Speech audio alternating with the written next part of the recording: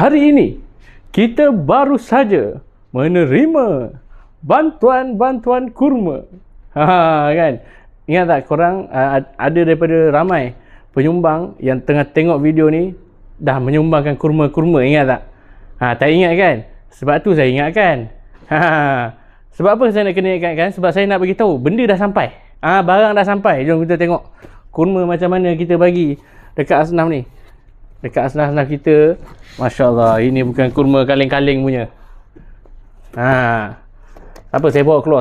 Tuan-tuan duduk situ, saya bawa keluar. Saya bawa kepada tuan-tuan. Masya Allah. Kan? So, kita punya kurma ni, kita akan mengagihkan ia pada bulan Ramadan, start hari Jumaat ini. Yakni 2 Ramadan. Kenapa kita bagi 2 Ramadan? Sebab 1 Ramadan kita orang cuti. So, kita orang cuti, janganlah datang. Datanglah 2 Ramadan dan ke atas, insya-Allah. Jadi, kepada sesiapa yang terlepas peluang untuk menyumbang, apa lagi?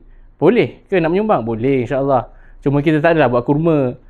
Sumbangan tu akan pergi pada program-program Ihya Ramadan yang lain, insya-Allah. Apa tunggu lagi? Marilah kita bersama-sama berganding tulang, berganding bahu, memberi dana untuk program-program Yayasan Bushra, insya-Allah. Pemangkin pembangunan masyarakat. Assalamualaikum.